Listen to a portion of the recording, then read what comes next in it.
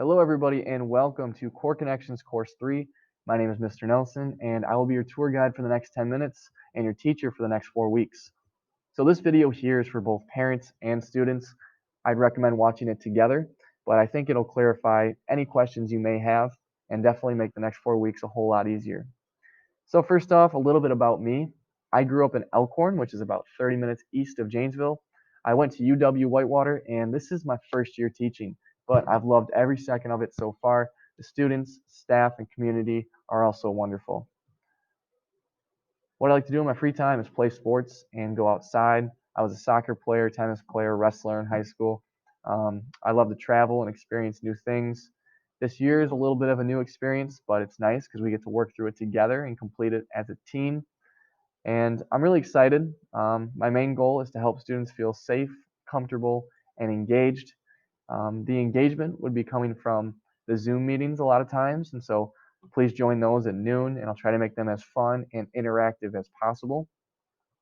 Technology can be a little difficult to work with, so if a link or a slideshow is not working for you, just send me an email, and we'll try our best to fix it. Here is a link to a YouTube video if you want to learn a little bit more about me and what I do for fun. Otherwise, here are some helpful links for you and your child, or you and your parents, whoever you're watching this with. And first off, there is a Canvas tutorial. And basically, this just takes you through how my Canvas is set up. So I do it by days, like Thursday, October 15th, for example. And then I have a document of everything you need to complete for that lesson. So notice we have this first lesson here, and it tells you to answer here. So like it says, what did you learn?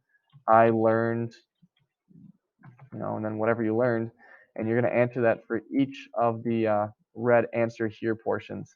And then it'll say upload a picture and submit it.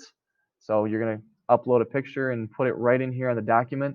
And then when you're finished with everything for the day, you're going to download this document and you are going to submit it on Canvas right where it says lesson 3.1.1. And then you're going to move on to the next lesson, which in this case was 3.1.2. All right? So it could be one lesson per day, it could be 2 lessons per day, but that's how my Canvas is laid out. I guess really you don't even need to watch the tutorial. I just gave you guys the rundown. Going back to the slideshow here, the documents, there's also a Canvas app, and this is extremely useful for both students and parents. There's a tutorial explaining how you can download and use it. Basically, you can submit assignments with it, view what you're missing, see my announcements. And then there's also a tutorial on how to use your electronic textbook. All right, that's what ebook means, electronic textbook. And what you're going to do to access that textbook is type in sso.cpm.org. And once you do that, it's going to bring you to a screen that looks like this. Welcome to CPM eBooks. You might have to sign in with Google, so make sure you're using your Chromebook when you do this. And then you're going to click here to enter a new enrollment PIN. And then once you do that, you are going to type in the enrollment PIN that I provided for you here on the screen. I just realized that this enrollment PIN that I have in the document is for CC2, so I'll make sure to change it to the CC3 enrollment PIN. All right, so the ebook is great because it has more resources than a regular textbook. For example, it has homework help, it has worked out solutions, and it also has math notes and vocabulary embedded into the book. It's really awesome. Plus, the layout is really cool. For example, it has the chapters over here on the side, and let's say you want to go to lesson 1.2 in chapter 1. You just click on it, and here you are. You don't even have to worry about page numbers. So how assignments will be submitted online? First off, it's very important that you take a clear picture. You're going to submit your pictures here where it says to in the document, but if your picture isn't legible and I can't see it, then I can't grade your work. Okay, so what I've compiled here for you is a few ways that you can scan your work and send it over very clearly. This first one is called Cam Scanner, and this is the one that I use even before I started teaching, and you can take multiple pictures and send them in one file. So I take a picture, scan it, take a picture, scan it, and then when I'm done, I send it over to my email, I download it as a PDF, and then I upload it to Canvas or insert it into the document that I'm working on. Then there's also the iNotes. If any of you have an iPhone, you'll know that there's a Notes app, and you can simply click on the camera icon in the Notes app and scan documents that way. There's also Adobe Scan, and obviously if you don't have a smartphone, no worries. You can just take a clear picture using your Chromebook and submit that. All right, so directions for completing online tests at home.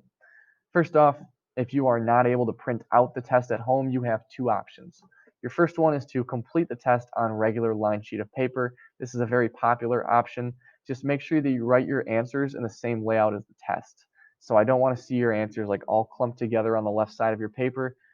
Try to resemble how the test looks, so it's a lot easier for me to follow. Also, make sure that you include your work. I don't want to be scrambling to, how did so and so get to this answer here? It also helps if you circle your answers. Also, contact me and pick up a test from school if you're someone who likes to have a physical test to write on. But please do this before the day of the test, all right? I'll try to remind you guys when we have a test coming up. Otherwise, here's the protocol for testing. The test will be posted on Canvas the morning of when it is to be taken. So let's say it's Friday the 15th. I'm going to post it at 8 a.m. You need to get it back to me by 2 p.m. So I know our class doesn't technically start till noon, but I'm going to post it at 8 a.m. and I need to have it by 2 p.m. So that leaves you with a 6-hour window, 2 hours at least if you started at noon. And if it's not back to me by 2 p.m., then I'm going to have to reach out to you. And if it's not to me by 3 p.m., I'm going to have to reach out to your parents. But I don't want to have to contact people and track them down. So please just try your best to get that test submitted by 2 p.m. Okay? As far as the weather goes, it's going to be cold here, right? It's Wisconsin winter coming up. So we're going to try to go outside still for our movement breaks. So please bring jackets, hats, blankets, gloves, scarves, whatever keeps you warm. Okay? We may be eating lunches indoors, but we'll talk about that. Okay? So as far as attendance goes, I will record in-class attendance per usual on days when students are in class. But if you're an online student or you're on your week at home or we're doing virtual learning as a county, then what you're going to do is go on to Canvas per usual, and I can see what assignments you turn in. I can also see when you've attended the Zoom meetings, which are going to be held at noon. If you aren't turning in your assignments, if you're not going to the Zoom meetings, then that's telling me that you aren't exactly showing up to do the work each day. And so that's when I would have to reach out to you and maybe even your parents. Okay, so let's get that work done.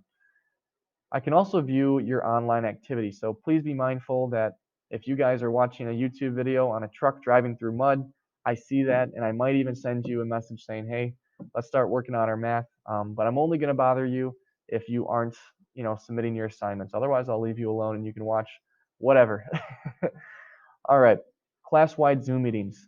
So again, these are not required meetings, but they are highly recommended because it gives you that in-class feel and we get to dive deeper into what we're learning. I just had a Zoom meeting and I had 17 students show up. Pretty good. I expect to have those same high numbers. All right, so please take advantage of the Zoom meetings and attend them. They'll be held at noon, Tuesday through Friday. Only about 30 minutes, okay? I'm not going to waste your whole day with them. Next, we have the grading policy. So if you're a parent watching this, you may think, okay, A, B, C, D, F. Things are a little bit different now. So we go with emerging and proficiency. If your child is emerging with a ELO or a learning target, it just means that they still have a little ways to go until they master that skill.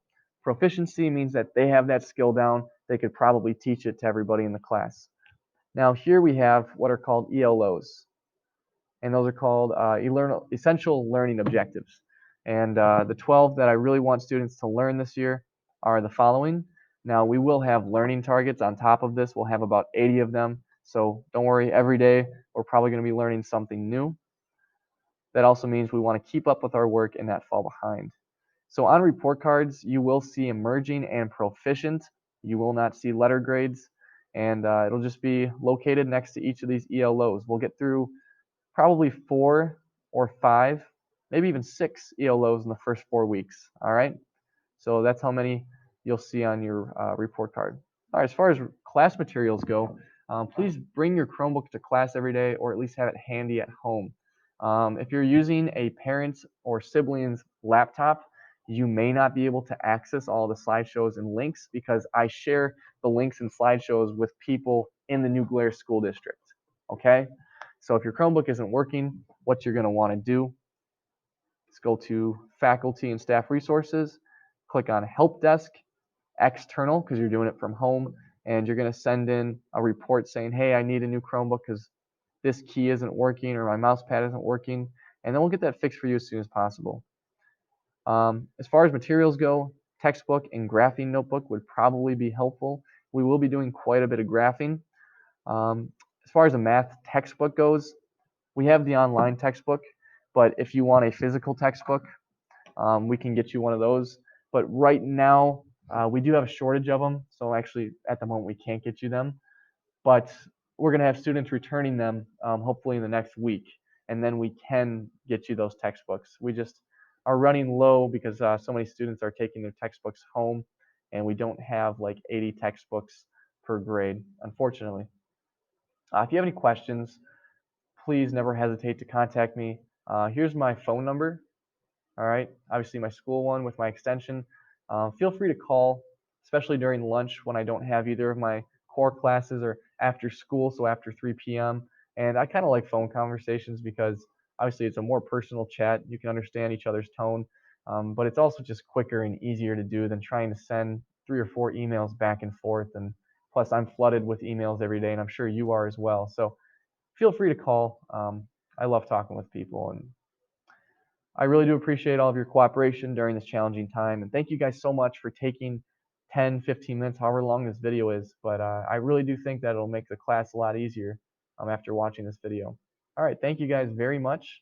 Please be sure to watch the tutorials and log into that ebook. All right, if you can have that done by the first day, that would be awesome. All right.